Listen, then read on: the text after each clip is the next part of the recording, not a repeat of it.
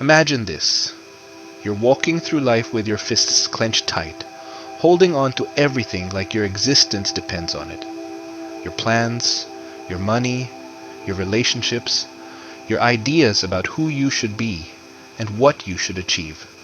And somehow, despite all this effort, despite gripping so hard your knuckles turn white, you feel exhausted, anxious, never quite satisfied. Here's the thing. It's exactly like trying to carry water in your hands. The tighter you squeeze, the faster it slips away. But cup your hands gently, and suddenly the water just rests there, cool and refreshing, right where you need it. Today, I want to share something with you that might just change everything. It's one of the most liberating discoveries you can make in this lifetime. Ready? Here it is. The more you let go, the more life gives you. Not less, more. And I'm not talking about some mystical promise or spiritual magic trick here. I'm talking about a practical, observable truth about how life actually works. But wait, before you think I'm about to tell you to quit your job and become some passive wanderer, let's clear something up. Because there's this massive misunderstanding about what letting go really means. Most people think letting go means giving up, becoming indifferent, irresponsible. Like if you let go, you'll lose your drive, stop caring about people, and never accomplish anything again. That's complete nonsense. Letting go isn't about dropping out of life. It's about dropping into life. There's a huge difference between swimming upstream, exhausting yourself fighting the current, and learning to move with the water, letting it carry you forward while you navigate where you want to go. Think about a concert violinist for a second. When they're playing, are their fingers gripping the bow with desperate white-knuckled intensity? Of course not.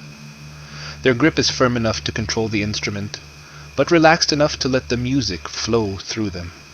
If they held too tight, the music would sound forced, mechanical, lifeless, too loose, and there'd be no music at all.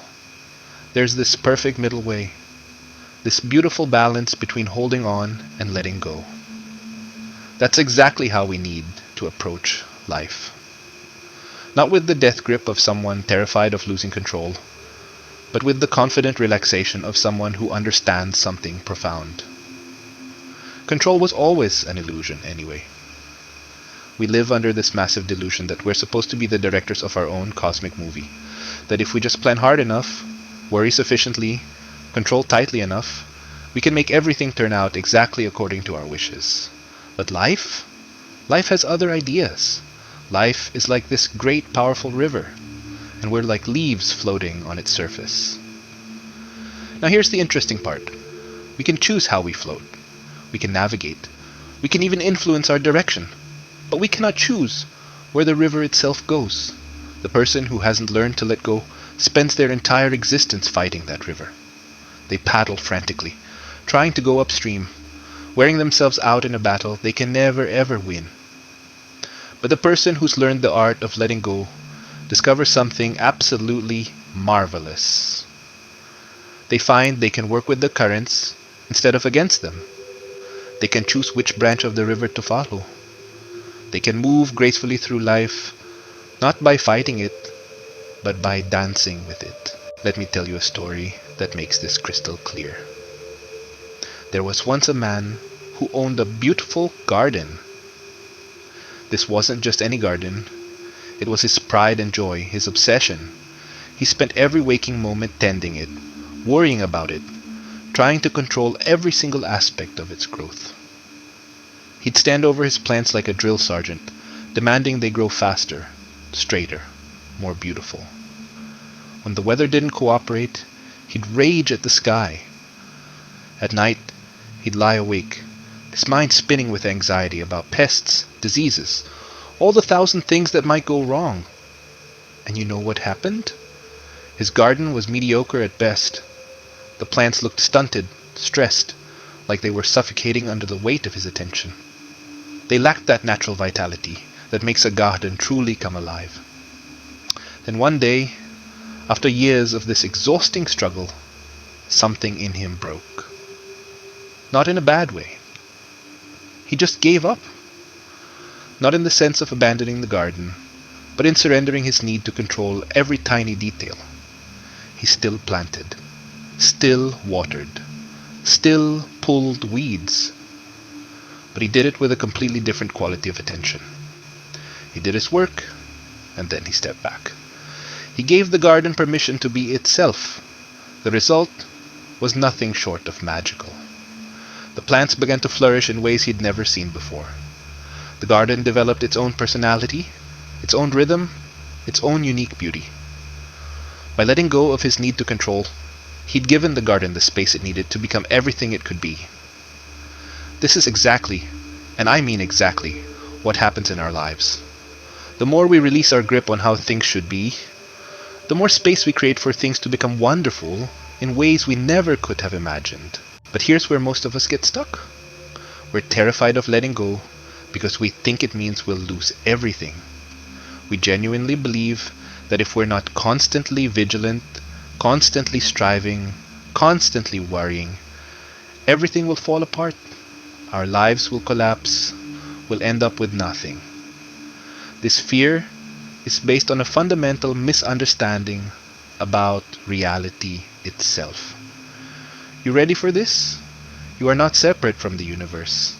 You're not this small, isolated being struggling to survive in a hostile world. You are the universe itself, expressing itself as you in this particular time and place. When you truly understand this, not just as a concept but deep in your bones, the fear of letting go begins to dissolve like morning mist. Think about your heartbeat. Do you have to remember to make your heart beat? Do you lie in bed at night consciously controlling the rhythm? Of course not. Your heart beats perfectly, efficiently, without any effort from your conscious mind. And this isn't because you're careless or irresponsible. It's because your heart is part of a vast intelligence that knows exactly what it's doing. Your life works the same way. When you let go, you're not abandoning control to chaos. You're allowing the deeper wisdom of existence to work through you. Here's something that might blow your mind. The things you're most afraid of losing by letting go are often the very things holding you back from receiving what life really wants to give you. That job you're clinging to out of fear, even though it makes you miserable, by letting go of your terror of insecurity, you open yourself to work that actually fulfills you. Those rigid plans you've made about how your life should unfold, by releasing your attachment to them, you allow life to surprise you with possibilities far more wonderful than anything you could have planned alone. Now, this doesn't mean you stop making plans. It doesn't mean you become passive about your relationships or your career. It means you hold your plans lightly, like a bird resting in your palm. Firm enough that it feels secure, gentle enough that it can fly away when it's time. The Chinese have this beautiful concept called wu-wei, often translated as effortless action. It doesn't mean doing nothing. It means acting in harmony with the natural flow of things. It's the difference between forcing a door that's stuck and finding the right way to open it. The door opens either way, but one approach is exhausting and the other is elegant. When you let go and start working with life instead of against it, something extraordinary happens. You see opportunities you missed when you were laser focused on your predetermined goals. You attract people and circumstances that align with your true nature, instead of fighting for things that were never right for you anyway. But perhaps most importantly, you discover peace, real peace. Not the temporary relief that comes from finally getting what you want, but the deep, unshakable peace that comes from knowing you're exactly where you need to be, receiving exactly what you need to receive in every single moment. Now, this doesn't mean life becomes easy or that you never face challenges. It means you face challenges from a completely different place. Instead of being the victim of circumstances, you become a curious participant in the great dance of existence. Problems become puzzles to solve rather than disasters to avoid. Difficulties become opportunities for growth rather than evidence that life is against you. Here's something that might sound paradoxical. The more you let go, the more you actually receive. But what you receive is often different from what you thought you wanted. And that's the beauty of it. Life knows better than you do what will actually make you happy. Your mind thinks it knows what you need. It has its little list.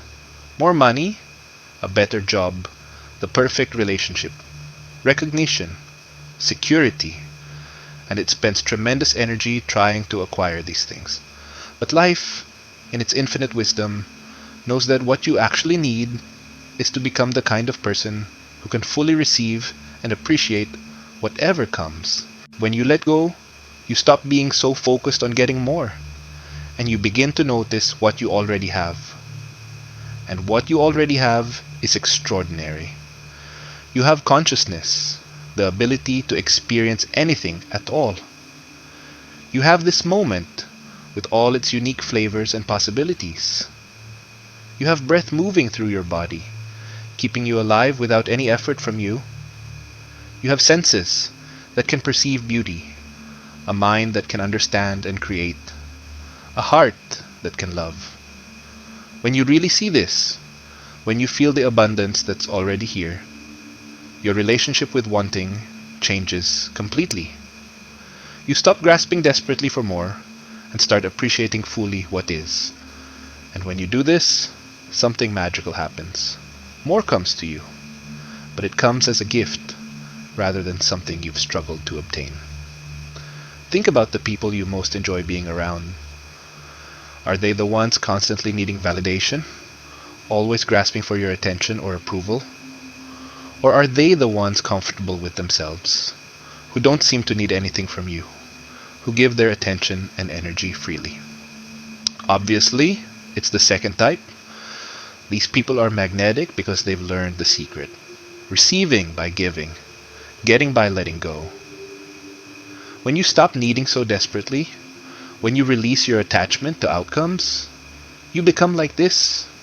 You become someone that life enjoys giving to. Because you're not coming from scarcity and demand. You're coming from fullness and trust. Here's another way to picture it. Imagine you're at a magnificent feast, but you're so focused on hoarding the bread rolls, stuffing them in your pockets, hiding them in your bag, that you don't notice the incredible meal being offered all around you. You leave the feast feeling hungry and dissatisfied, clutching your stale rolls, having completely missed the real banquet. This is what most of us do with life. We focus so intently on acquiring and protecting the few things we think we need that we miss the incredible abundance being offered to us in every moment. The art of letting go is learning to trust that the feast is real, that there's enough for everyone, that you don't need to hoard anything because more is always being offered. So how do you actually practice this? How do you learn to let go when every instinct screams at you to hold on tighter? Start small. The next time you're stuck in traffic, instead of raging against the delay, practice letting go. You can't control the traffic, but you can control your response to it. Breathe. Listen to music. Use the time to rest your mind. Notice how much more pleasant the experience becomes when you stop fighting what is.